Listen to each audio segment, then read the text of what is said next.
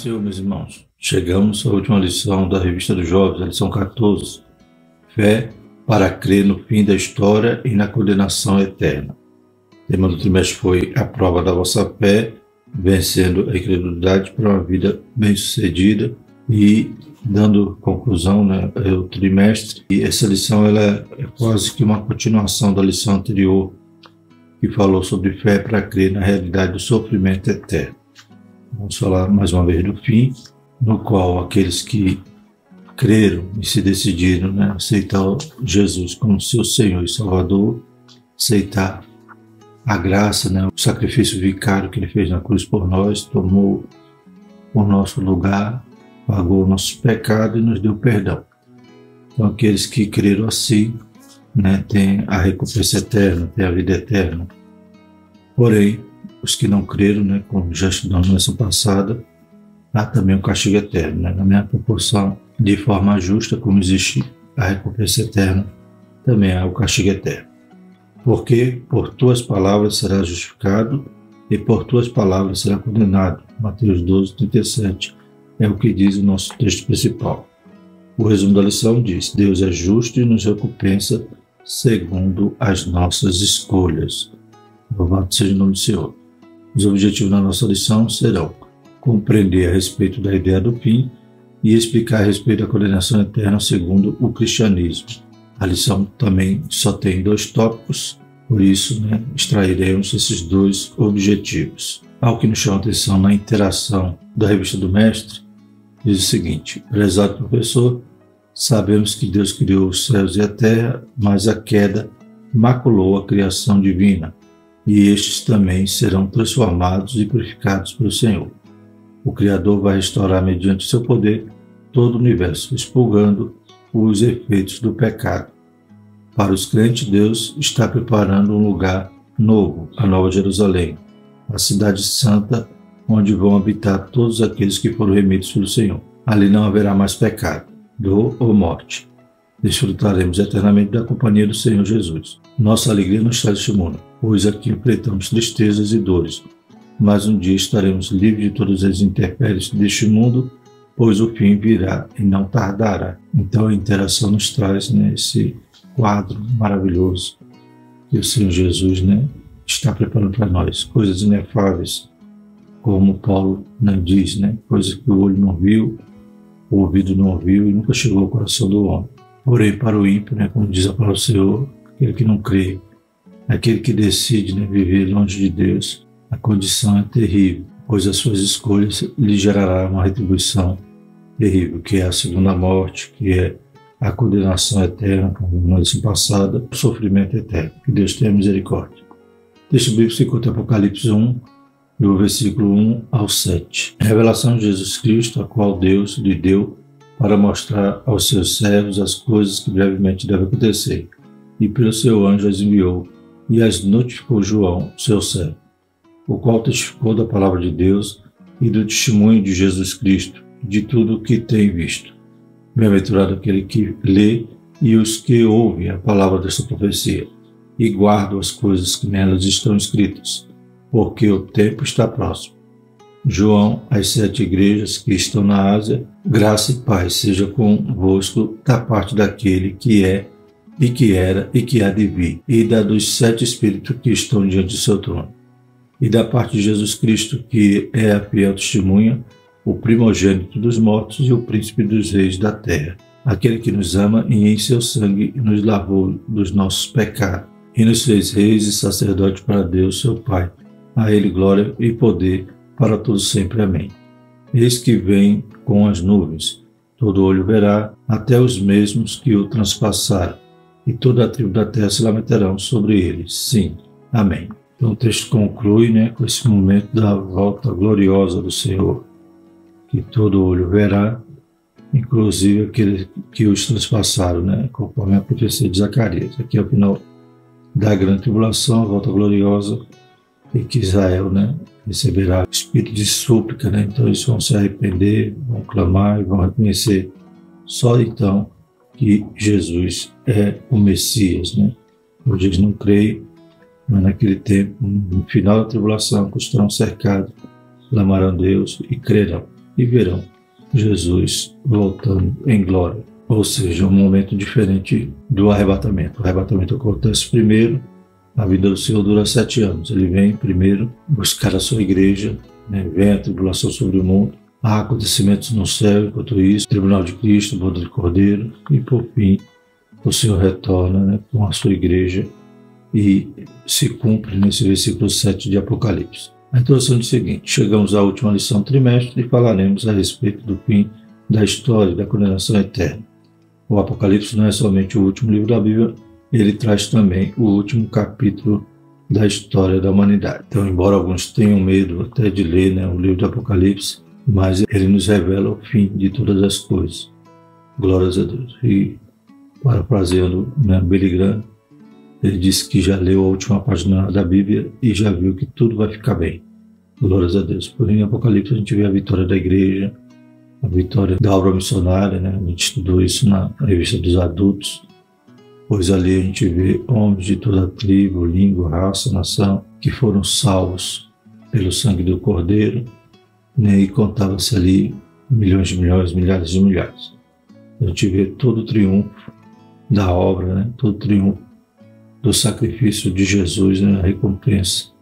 Aleluia. E vemos também o desfecho final em relação às nações, em relação ao diabo, em relação à trindade satânica, o anticristo, o falso profeta e a própria serpente, o diabo. E a gente vê também a consequência, a retribuição para todos os ímpios, que preferiram o mundo, preferiram o diabo, preferiram seguir a sua própria carne. Para todos os ímpios, que é a segunda morte, a condenação eterna, estarão sendo lançados no lago do fogo, enxofre, que havia sido preparado para Satanás e seus anjos, mas a todos aqueles que não aceitaram o perdão, a graça, não quiseram o senhorio de Cristo, infelizmente, a consequência das suas ações é uma retribuição terrível e eterna.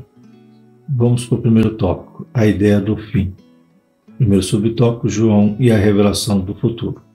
No Apocalipse, João não faz somente uma revelação do futuro, mas ele apresenta Jesus Cristo, aquele que derrotou Satanás e que abençoará os crentes com a vida de paz e alegria ao seu lado. João revelou detalhes da segunda vinda de Cristo, que se dará em breve. Ele também fala de como os crentes devem se preparar para o dia derradeiro.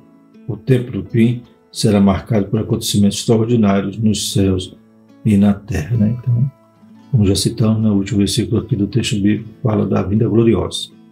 Glórias a Deus, que acontecerá depois dos 7 anos. Primeiro veio o arrebatamento e no final esse momento que aqueles que os transpassaram verão, ou seja, os judeus, o povo de Israel, se converterá e Deus salvará ali os remanescentes. Segundo subtópico, pelos olhos da fé. Você consegue, pelos olhos da fé, ter a visão de Jesus crucificado, oferecendo graça, perdão e misericórdia? Pois então não o rejeite, aceite-o e não tenha receio do fim. Glórias a Deus. As coisas que hão de acontecer são eventos futuros relacionados à volta de Cristo. Elas ocupam a maior parte do Apocalipse, vão do capítulo 4 ao 22. Mas sabemos que é preciso fé para crer no Deus que criou todas as coisas no início e que tem o controle do fim da história. Então a gente percebe que Apocalipse até o capítulo 3 fala da igreja. As igrejas da Asa, fala dos conselhos que Jesus dá para perseverarmos até o fim, para recebermos toda a recompensa. No capítulo 4 em diante a gente já vê Deus derramando a sua ira sobre a terra, ou seja, o dia do Senhor, ou o juízo, durante a tribulação que Deus derramará sobre essa terra. A igreja já não aparece mais. Então, só posteriormente a igreja volta a aparecer já triunfante. Glórias a Deus.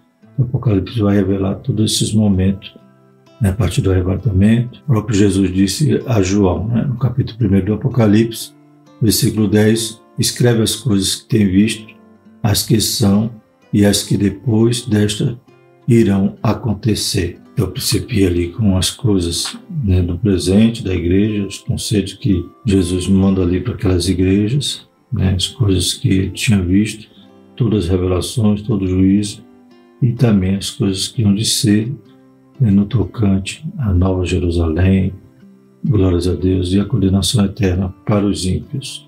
Então, tudo isso a gente lê em Apocalipse. E o segundo tópico fala sobre a ideia cristã da condenação eterna. Primeiro subtópico é uma decisão pessoal. Então, como diz em João, aquele que crê tem a vida eterna.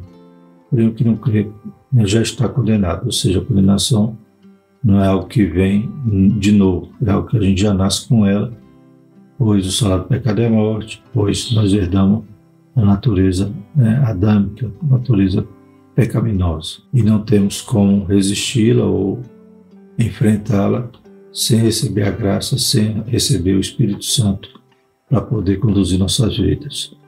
Glórias a Deus. Por isso que a Bíblia diz que quando aceitamos a Cristo, passamos a ser habitação e templo do Espírito Santo. E em Romanos 8 diz, portanto, nenhuma condenação há para aqueles que estão em Cristo Jesus, que não andam mais segundo a carne, mas segundo o Espírito. Então é uma decisão pessoal e tem consequência. Nós somos livres, somos agentes livres, podemos fazer o que quiser. Como disse em Coríntios, todas as coisas me são lícitas, mas nem todas me convêm. Estou livre para escolher minha ação, mas não sou livre para escolher a consequência. Pois a consequência é de acordo com aquilo que eu plantar. O que eu plantar, eu colherei, inclusive na eternidade.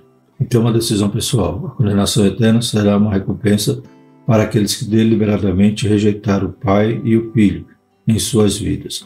A justiça divina está firmada no fato de que as pessoas não recebem o que elas merecem, mas o que escolheram.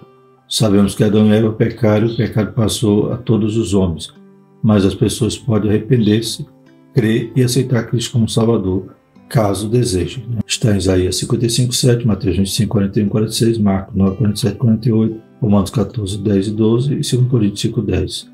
Então nós temos a opção, temos o escape para essa condição tão terrível, para o salário do pecado.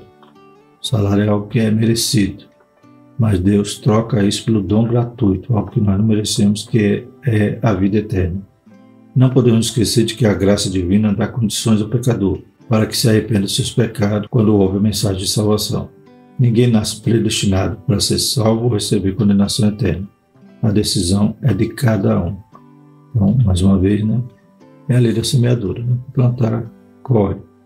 E nós temos a liberdade de escolher, renunciar ao pecado, renunciar a nós mesmos e aceitar a graça. O Espírito Santo nos ajuda, Ele que nos convence, e é Ele que, a partir do momento que nós optamos por aceitar Jesus, Ele que vem nos regenerar. Louvado seja o nome do Senhor. E passamos a ser nova criatura. Então, aquele que era nascido da carne, que é carne, morre na carne. Mas que é nascido do Espírito, da água do Espírito, esse vai ter vida eterna. Então nós temos essa escolha e não cremos na predestinação, na doutrina de que quem é salvo é salvo para sempre, porque ele já está salvo desde o nascimento, desde a geração, e outros nascem já condenados. Nós não cremos assim, cremos que temos a liberdade de escolher, cremos que somos responsáveis pelas nossas escolhas, tanto, aleluia, a salvação como a condenação. E Deus nos ajuda ainda nessa área através da ação do Espírito Santo. Segundo subtópico, uma retribuição para os que rejeitaram a graça divina. Sabemos que o ímpio pode rejeitar a graça de Deus, entretanto, o Senhor quer que todos se salvem. Então, outra doutrina também que não cremos é que a graça é irresistível. Seria muito bom se a graça fosse irresistível. É claro que essa doutrina está atrelada à questão da predestinação. Duas doutrinas que nós não cremos assim como uma vertente evangélica crê. Nós cremos que a graça ela pode ser resistida. Então o ímpio ouve a palavra, o Espírito Santo insiste com ele, mas muitos acabam resistindo e escolhendo continuar uma vida sem Deus. Como falamos na lição passada, se quer viver sem Deus aqui, viverá sem Deus também na eternidade. E o resultado será a morte eterna, castigo eterno, a condenação eterna. O Senhor quer que todos se salvem, 1 Timóteo 2,4. Por isso, põe à disposição do pecador todos os meios para que alcance a salvação. Lucas 18:23, 19:41-42, Efésios 4:30 e 1 Tessalonicenses 5:19. Por exemplo, em Lucas 18 fala sobre o jovem rico, que Jesus deu a direção a ele, explicou que a fé que ele dizia ter desde o início, desde a juventude, tinha que ser realmente sincera, né? Mas quando Jesus disse para ele vender os bens e dar aos pobres, ele optou pela sua riqueza. Então, o amor dele não estava na vida eterna e nem em ser um seguidor de Cristo, mesmo de alcançar o céu, mas nas coisas dessa terra. Então, Deus chama, Deus insiste, o Espírito Santo nos convence, mas infelizmente o homem ainda resiste. Mas graças a Deus teve aqueles que, aleluia, não resistiram e atenderam de forma positiva ao apelo que o Senhor fez a nós, nos chamando, né? Vinde a mim, né? Ou como diz em Mateus 28:11, né? Vinde a mim todos que estáis cansados, sobrecarregados, né? Que eu vos aliviarei. Glórias a Deus. Então Deus nos chama, porém muitos estão rejeitando. Essa escolha de rejeitar culmina, né? Com continuar na condenação. O homem já está condenado, ele precisa ser salvo. Que Deus tenha misericórdia, né? Que aqueles que ainda resistem entendam esse mistério, né? E ouça a voz do Espírito Santo e não desobedeça quando for chamado. Terceiro subtópico, estado de privação. Judas, versículo 6, Mateus 8:12, 22:13, 25:30, mostra que as trevas significam um estado de privação e aflição, né? A ausência de Deus, né? Mas não de destruição, no sentido de deixar de existir, pois somente aqueles que estão vivos, conscientes de sua condição, podem chorar e ranger seus dentes, como é dito dos que serão lançados nas trevas. O castigo eterno é posto em contraste com a vida eterna. Mateus 25:46. A morte é um estado e não apenas um acontecimento. O apóstolo Paulo diz que a inclinação da carne é a morte, Romanos 8:6. Ou seja, ele não diz que a inclinação da carne causa a morte, mas diz que tal inclinação é a própria morte, um estado total de privação da presença de Deus, né? A gente vê que a morte é um estado, né? E não só um acontecimento. Como a gente viu também o sofrimento eterno, né? Como a gente viu sobre o inferno, né? Que é um lugar, ou, né, o lago de fogo e enxofre, que será um lugar derradeiro. Então é um lugar, não é algo passageiro, né? É algo eterno, algo duradouro. Então é contraste à vida eterna. Existe também o castigo eterno. É a questão da justiça, né? A balança tem que estar aprumada, né, dos dois lados. Então, infelizmente, é isso que espera por aquele que permanece condenado, né? Deus não tem prazer na morte do ímpio, né? O seu desejo era que todos se arrependessem, mas nem todos querem, né? Nem todos se salvarão. Não por insuficiência, né, na eficácia do sacrifício de Jesus, mas por rebeldia, por desobediência, por achar que as coisas desse mundo são melhores do que aquelas que estão no porvir, na eternidade. Que Deus tenha misericórdia, que nós estejamos sempre com temor e tremor, né? Guardando a nossa coroa para que ninguém venha a tomá-la, né? Como diz a palavra do Senhor. Concluindo, irmãos, o fim virá e com ele a condenação eterna para os ímpios de todos os tempos. Todos os que morreram sem Cristo desde o princípio do mundo até o final do milênio vão ressuscitar para serem julgados. Os santos, né, vão comparecer diante do tribunal de Cristo, né, após o arrebatamento, mas ali não é um tribunal para condenação, mas sim para avaliação das obras, né, para galardão. Porém, os ímpios vão ressuscitar no final, né, no juízo final, né, e vão comparecer diante do trono branco. Tanto um julgamento como o outro, Jesus é o juiz. Os livros com o registro dos seus atos serão abertos e eles serão julgados de acordo com as suas palavras e atitudes. Todos os pecados, até mesmo os mais secretos, virão à tona, mas os salvos não passarão por esse julgamento, por tomarem parte da primeira ressurreição e estarão para sempre com o Senhor. Então, duas condições eternas. Qual optaremos, né? Eu creio que, pelo menos quem está assistindo essa lição, já tem optado, aleluia, por estar com o Senhor eternamente. Amém? Então, viva com o Senhor, sofra com o Senhor, padeça com Ele, mas também vencerá com Ele. Glórias a Deus. E usufruirá de toda a graça, de todo o bem que o Senhor adquiriu para nós ali na cruz. Amém? Bendito é o nome do Senhor. Então, concluindo essa lição, né, rogamos a Deus para que Deus continue acrescentando a fé de cada jovem. Louvado seja o nome do Senhor. Vamos orar? Santo Eterno Deus, Pai, todas essas verdades que estudamos durante esse trimestre, Pai, é algo que precisamos estar, Pai, de forma alvissareira, Pai, viva em nossos corações. Deus poderoso, o Senhor é maravilhoso, a tua palavra é fiel e verdadeira. Passa os céus e a terra, mas ela não passará. Deus Santo nos guarda, Pai, de sofrer, Pai, todo esse castigo, todo esse mal reservado aos ímpios. Permanecemos santos, fiéis, até o momento da tua vinda, Pai, ou até a nossa morte. Em nome de Jesus nós te agradecemos. Amém. E que a graça do nosso Senhor Jesus Cristo, o amor de Deus e a comunhão do Espírito Santo permaneça sobre nós, hoje e eternamente. Amém.